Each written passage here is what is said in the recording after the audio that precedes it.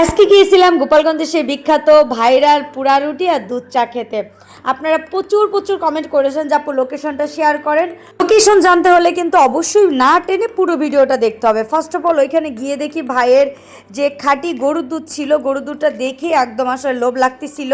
ভাইয়া বলল যে আপু একদমই অরিজিনাল আমরা খাঁটি গরুর দুধটা ইউজ করে থাকি। এরপর ভাই আমাকে পারমিশন দিল ভিতরে যেয়ে ভিডিওটা করতে। তো দেখেন ভাইয়া কিভাবে পোড়া রুটি এবং দুধ চা করে, পুরো প্রসেসিং ভিডিও কিন্তু আপনাদের সঙ্গে আমি শেয়ার করতেছি। একদমই আপনি যখন অর্ডার দেবেন দাঁড়াই থাকবেন লাইভে, কিন্তু ভাইয়া আপনার চোখের সামনে একবারে এইভাবে প্রসেসিং করে দেন আপনার চোখের সামনেই পোড়ায় দেবে।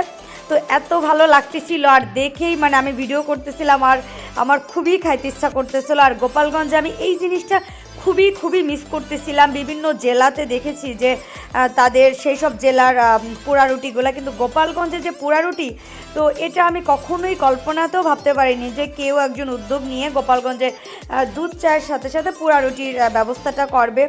তো আমি ভাইয়ের লোকেশনটা অনেক দিন আগেই জানতে পেরেছিলাম, যেহেতু ভাই আমাকে বললো যে 2 মাস আগে তারা দোকানটা ওপেন করছে এবং এটা নিউ দোকান। তো আমি মাসখানেক আগে জানতে পারি, কিন্তু আমার সময়ের অভাবে আমার যাওয়া হয়নি।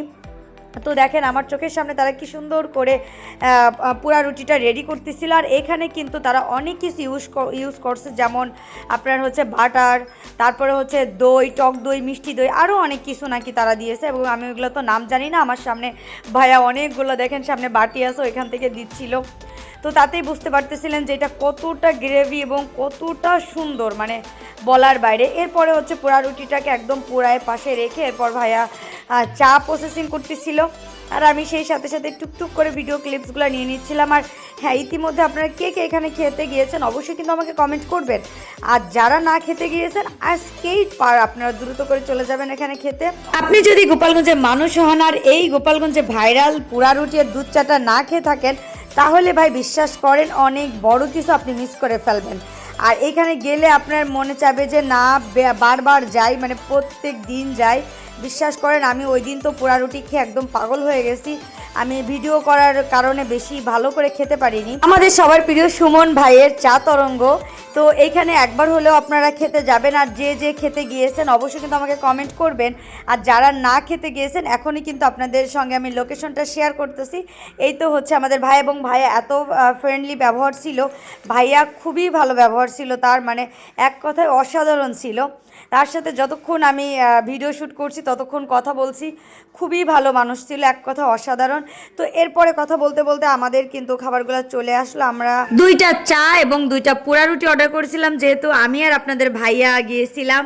তো এরপরে চলেন তাদের খাবার টেস্ট করার পাড়া চলে আসছে। আর দেখেন কি ইয়াম্মি না, দেখে লোভ লাগতেছে। আমি ফার্স্টে একটু তাদের পোড়া রুটিটাকে দেখাই দেই যে কত ইয়াম্মি ছিল। একদম ভিতরটা দেখেন এত সুন্দর ছিল এবং এত কিছু ভাইয়া দিয়ে এই পোড়া রুটিটাকে রেডি করছে, এক কথা অসাধারণ। তাদের চার থেকে তাদের পোড়া রুটি বেশি মজা, সত্যি কথা, একদম অনেস্টলি রিভিউ আমি দিলাম।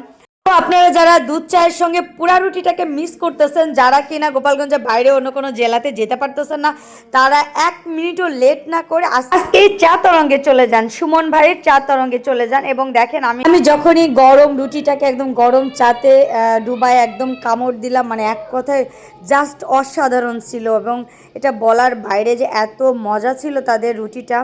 তো এই দেখেন আপনাদের ভাইয়া সেও খাচ্ছে, সেও বলতেছিল যে না অনেক ইয়াম্মি ছিল, কারণ ভাইয়া এত সুন্দর করে রুটিটাকে প্রসেসিং করছিল এবং ওইটাকে পোড়ায় দিয়েছিল, সব মিলে বেশি বেশি ইয়াম্মি ছিল। তো থ্যাংক ইউ ভাইয়া আমাদের জন্য এত সুন্দর একটা ব্যবস্থা করার জন্য। তো এখন দেখেন এটা তাদের মেনু কার্ড, একদম কিন্তু লো বাজেটে আপনারা এত সুন্দর খাবার পেয়ে যাবেন। আর এখন আমরা লোকেশন শেয়ার করতেছি। এটা গোপালগঞ্জ ভার্সিটির মেন গেট দিয়ে একদমই ঢুকে ডান সাইডেই কাউকে জিজ্ঞাসা করলেই যে সুমন ভাইয়ের চা তরঙ্গ স্টলটা কোথায়, একদম তারা দেখায় দেবে। ইতিমধ্যে আপনারা এখানে কে কে খেয়েছেন অবশ্যই কিন্তু আপনাদের রিভিউটা শেয়ার করবেন। আপনাদের কাছে এই খাবারগুলো কেমন লাগছে সেইগুলো অবশ্যই আমাদের কাছে শেয়ার করবেন। আর আজকের ভিডিওটা এই পর্যন্তই। আমার পেজের পাশে থাকবেন, আমাকে ভালোবাসবেন, আমার পেজকে ভালোবাসবেন, আর আপনার এই ছোট বোনটাকে এগিয়ে যেতে সাহায্য করবেন। যদি ভিডিওটা ভালো লাগে প্লিজ প্লিজ একটা শেয়ার করে দিন। আজকে ভিডিওটা এই পর্যন্তই। আল্লাহ হাফেজ।